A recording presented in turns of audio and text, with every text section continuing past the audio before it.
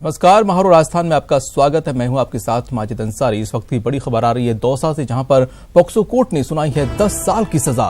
नाबालिग से रेप के आरोप में रामचरण बैरवा को सजा सुनाई है। नाबालिग को अकेला घर में देखकर आरोपी ने रेप किया था। दिसंबर 2015 का ये मामला है, जहां पर सिकंदरा थाने में मामला दर्ज हुआ था। आरोपी रामचरण बैरवा संतेर की डूंगरी का निवासी है। कोर्ट ने 50,000 रुपए का अर्थदंड भी लगाया है। तो ये बड़ी खबर आपको बता दें कि रेप के आरोपी को 10 साल की सजा सुनाई है कोर्ट ने। पॉक्सो कोर्ट ने ये सजा सुनाई है। नाबालिग से रेप के मामले में 2015 में ये घटना हुई थी। आरोपी रामचरण बैरवा जो डूंगरी का रहने वाला है, कोर्ट ने इस पर 50,000 रुपए का अर्थदंड भी लगाया है।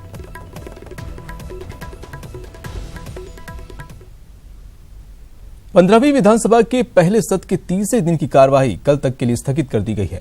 इससे पहले सदन में शोक का अभिव्यक्ति हुई, जिसके बाद कार्यवाही कल तक के लिए स्थगित कर दी गई। इससे पहले सदन में राज्यपाल कल्याण सिंह का अभिभाषण हुआ। राज्यपाल कल्याण सिंह के अभिभाषण के दौरान माकपा और रालूपा विधायकों ने हंगामा किया। विधायक हनुमान बेनीवाल के किसानों की मूंग की खरीद का मामला उठाया राज्यपाल के सामने। बेनीवाल ने कहा कि हम राज्यपाल अभिभाषण का विरोध नहीं कर रहे, लेकिन राज्यपाल को इससे अवगत करवा रहे हैं। राज्यपाल के अभिभाषण को पढ़ा हुआ माना जाने के बाद जब राष्ट्रगान शुरू हुआ तो उसके बाद कुछ देर तक विधायक हंगामा करते रहे, लेकिन फिर बाद में वो राष्ट्रगान के सम्मान में खड़े हो गए। सदन के अंदर जिस प्रकार का आचरण किया गया, उस आचरण की निंदा सदन के नेता ने भी और सदन के प्रतिपक्ष के नेता ने भी की है।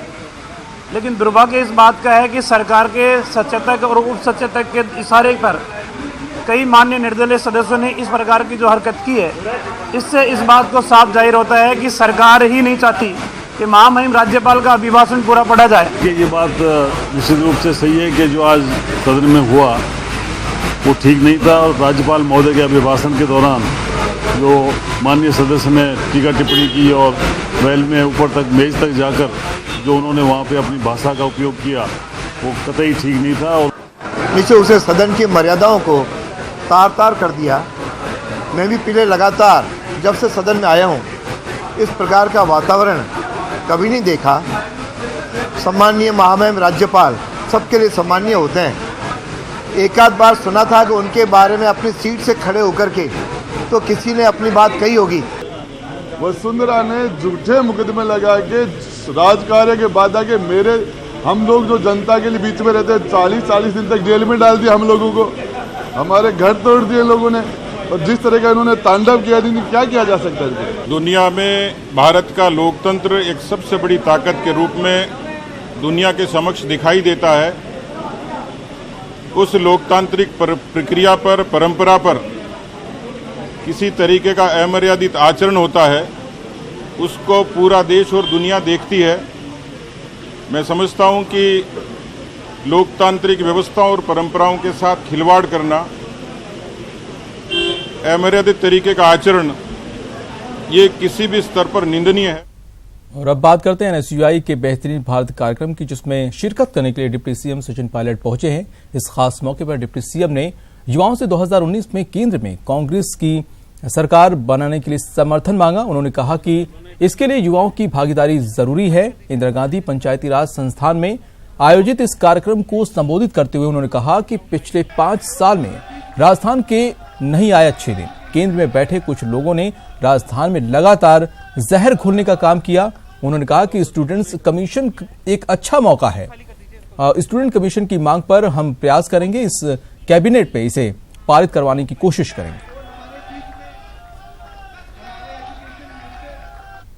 मन से रुचि जी सिर्फ इतना आपको बोल सकता हूं कि प्रदेश की सरकार आपके सुझाव को और इस सभाघर में जो आप लोगों ने इस प्रस्ताव को पारित किया है, इसको कानूनी और अमली जामला पहनाकर हम कैसे एक रियलिटी में ला सकते हैं, बहुत जल्द इसकी पूरी कोशिश करेंगे ताकि ये बन सके। और मुझे पूरा विश्वास है कि भाटी साहब जो हमारे उच्च शिक्षा मंत्री हैं, इसमें पूरा सहयोग करेंगे। हम और भाटी जी दोनों मिलकर कैबिनेट में इस मुद्दे को उठाकर अपनी तरफ से पूरी ताकत लगा के पारित कराने का प्रयास करेंगे।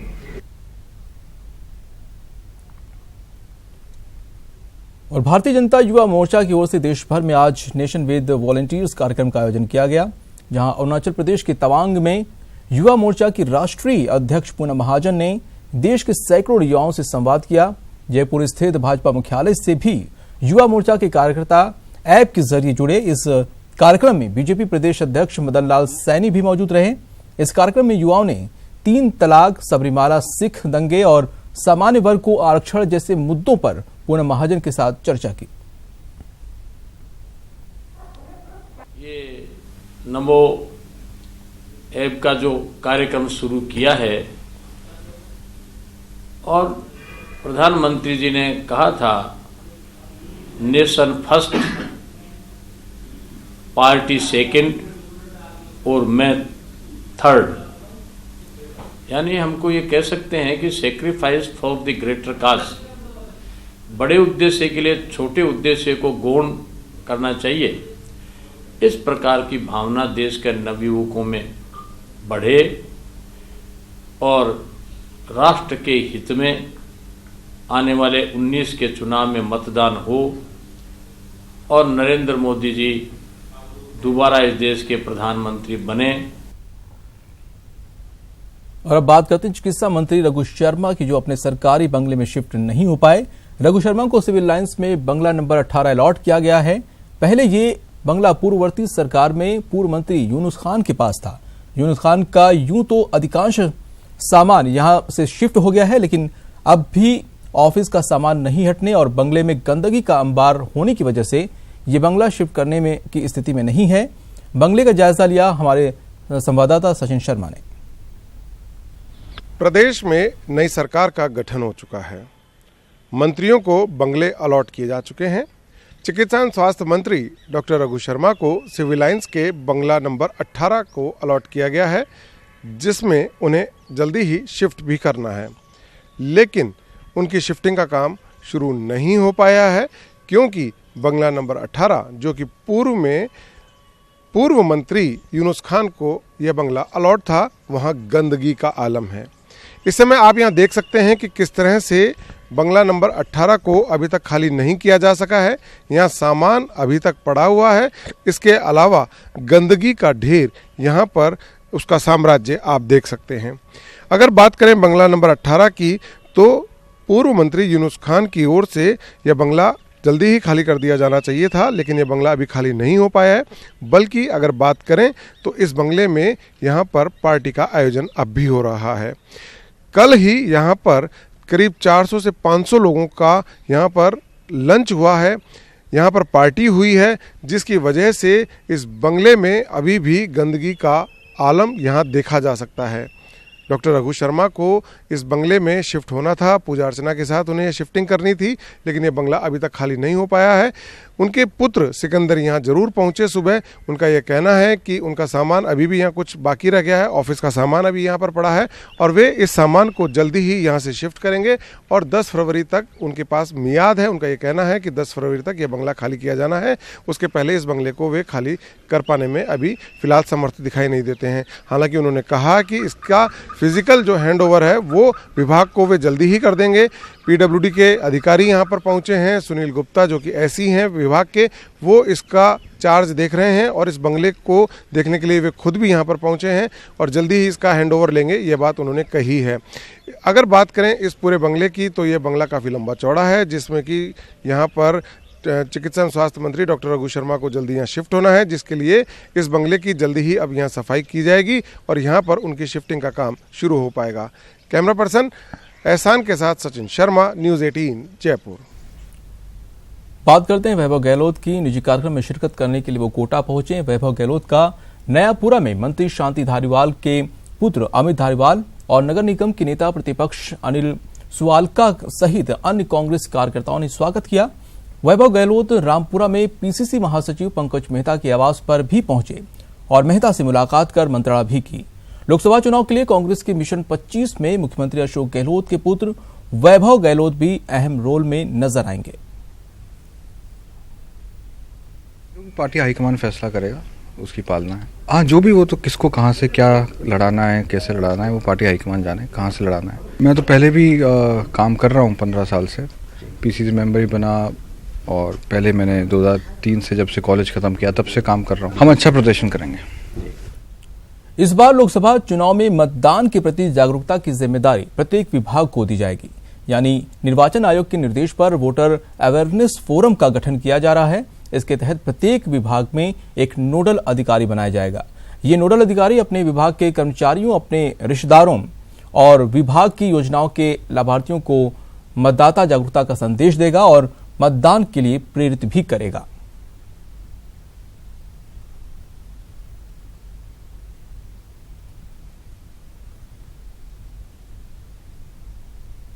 निर्वाचन विभाग द्वारा स्वीप गतिविधियों के तहत ही एक नवाचार के रूप में वोटर अवेयरनेस फोरम है, उसका गठन किया जा रहा है, जो कि सभी समस्त विभागों में इसका गठन किया जाएगा और उस समस्त विभागों को अपने अपने विभाग के लिए एक नोडल अधिकारी की नियुक्ति करनी होगी। उन नोडल अधिकारियों को यहाँ जिला स्तर पर ट्रेनिंग दी जाएगी। उसके बाद उसका कर्तव्य होगा कि वो अपने विभाग से संबंधित जो भी बेनिफिशरीज हैं, जो कर्मचारी हैं, जो उनके रिश्तेदार हैं, उन सभी को मतदान के बारे में जागरूक करें और मतदान अधिक से अधिक संख्या में करने के लिए प्रेरित करें। और बात करते हैं दुमका एनकाउंटर की। झारखंड के दुमका में 13 जनवरी को पुलिस और नक्सलियों के बीच मुठभेड़ हुई, जिसमें 10 लाख का इनामी नक्सली मारा गया। शिकारीपाड़ा के छातूपाड़ा जंगल में अल सुबह यह एनकाउंटर किया गया। इस एनकाउंटर को राजस्थान के बाड़मेर जिले के धोक वीरात्रा के नरपत सिंह राजपुरोहित के नेतृत्व में किया गया। नरपत सिंह दुमका जिले में एसएसबी में असिस्टेंट कमांडेंट के पद पर हैं। नरपत सिंह को इनपुट मिला था कि ताला दा अपने कुछ साथियों के साथ पुलिस पर हमला करने वाला है। इस पर नरपत सिंह राजपुरोहित और जामा थाने फोगो होरो ने अपनी टीम के साथ नक्सलियों पर धावा बोल दिया। एसपी दुमका वाईएस रमेश ने दोनों अधिकारियों की वीरता और साहस को देखते हुए उन्हें प्रशस्ति पत्र देकर सम्मानित किया। दोनों अधिकारियों को गैलेट्री अवार्ड के लिए भी प्रपोजल भेज दिया है। कि एक नक्सल कमांडर जो है वहां पर पुलिस को क्षति पहुंचाने के लिए इकट्ठे हुए हैं। उस आधार पर, उस सूचना के आधार पर हमने 13 तारीख को एक ऑपरेशन लॉन्च किए। 13 तारीख सुबह जो है 7 बजे एक एनकाउंटर हुआ, जिसमें जो मेन लीडर जो एसपी साहब को और एम्बुश किए थे, तो उसका जो है ये 2 जाबाज अफसर जो है मार गिराया है एनकाउंटर में। और रुख करते हैं अगली खबर पर। भरतपुर के कुम्हेर में लगे नसबंदी शिविर में एक महिला को नसबंदी कराना भारी पड़ गया। दरअसल ऑपरेशन के दौरान महिला के गर्भाशय में ब्लेड का एक टुकड़ा रह गया। आनंद फानन में डॉक्टरों ने महिला को जिला आरबीएम अस्पताल के लिए रेफर कर दिया, लेकिन वहां पर भी चिकित्सकों ने ऑपरेशन के लिए हाथ खड़े कर दिए। इसके बाद महिला को जयपुर के लिए रेफर किया गया।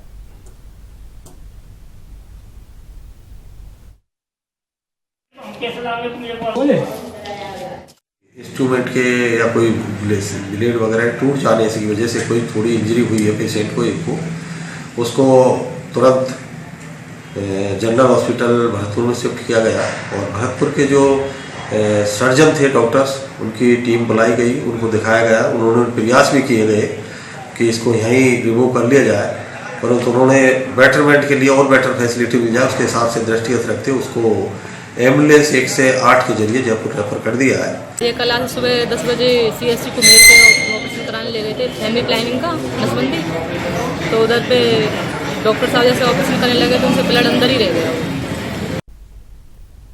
और अब बात करते हैं एक पति की हैवानियत की, जिसका वीडियो वायरल हो रहा है।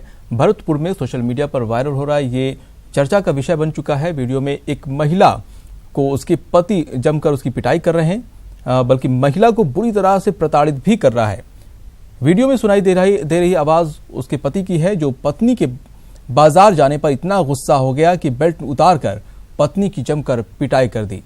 अब तस्वीरों में देख सकते हैं उसकी हैवानियत की ये तस्वीर कि वो किस तरह से अपनी पत्नी को बेल्ट से जमकर पीट रहा है। लाख गुहार लगाने के बावजूद भी वो पत्नी की नहीं सुन रहा।